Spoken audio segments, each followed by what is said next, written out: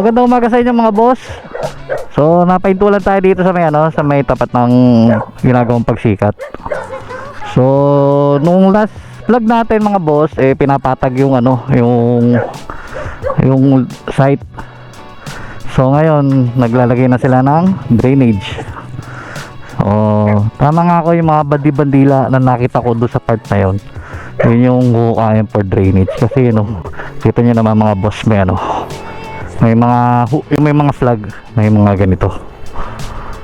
So naglalagay na sila ng drainage system dyan. So yun lang yung update dito na napansin natin mga boss.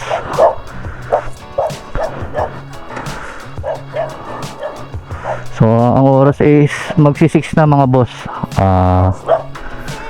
September ngayon? September 8. So ayan mga boss, yan yung update ngayon dito. So ayan, napadaan lang tayo mga boss kasi may hinatid lang tayo dito kay Ma'am Ana sa sisilip na tayo sa bahay kasi 2 weeks na hindi nakauwi nung may bagyo. Saka nung isang linggo bago yung bagyo, hindi tayo nakauwi dahil kasi wala naman tayo gagawin kasi tapos na tayong magkisam. So tinamad ako umuwi para mag-estimate para sa partition. So 2 weeks tayo hindi nakauwi kaya bumisit tayo. So 2 weeks na lumipas, ito yung nakita natin mga boss. So hindi ko dala yung drone so hindi natin mapapaliparan yung makakita sa ibabaw kung hanggang saan na yung mga nahukay. Kasi sa last drone natin mga boss, nandun na yung pinatag nila So ngayon ito na, hinuhukay na. Ngayon mga boss, tama na ako sa unit ko. Balikan ko kayo mga boss. So ayun mga boss, yan yung update ng ating pagsikat prime. So binubukal na niya yung site para lagyan ng drainage system. So bago natin tapusin yung video mga boss, dagdag ko lang yung inumpisahan na yung tulay na magdudugtong sa Barangay Catmon at Barangay San Vicente na sa Santa Maria, Bulacan. So ang nito mga boss, yung advantage nito para sa ating mga lilipat dyan, titira dyan sa Catmon, pag luluwas tayo ng Manila or pa Marilao, SM Marilao, ganyan. Baga hindi na tayo iikot ng malayo. Kumbaga yung travel time natin mababawasan. Kasi ngayon mga boss, yung ating ruta papunta dun sa uuwi tayo ng Manila, balik tayo ng Manila, or may pupunta tayo ng Marilao,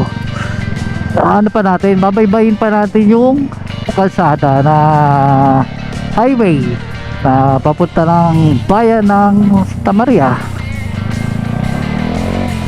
Kasi nandun yung mga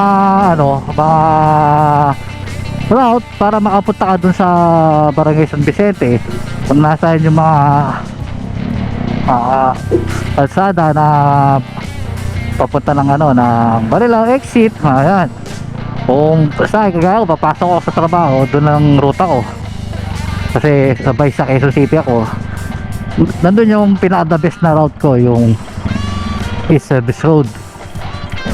So tama po yung sinasabi nung tiyuhin ko, pag na-develop ng gusto yung Santa Maria, magiging yung mukhang malayo noon. Kasi diba, niya yung ating sinaunang vlog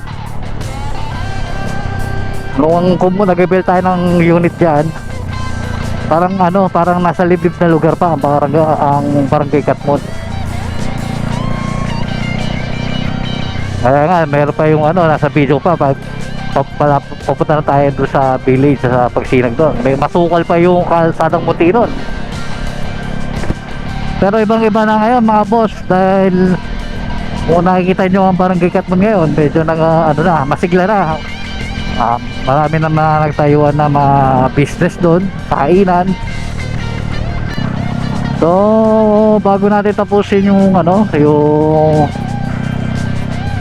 yung ating vlog for today about sa Pagsikat Prime, mga boss, kung di ka pa subscriber sa akin channel, pakiclick na lang po ang subscribe button sa baba, at pag-click mo nyan, ilalabas ang notification bell. Pakiclick mo na lang din para maging updated ka sa akin susunod na i-upload na video. Hanggang muli mga boss, this is your friend the Rider. Kita-kita tayo next vlog.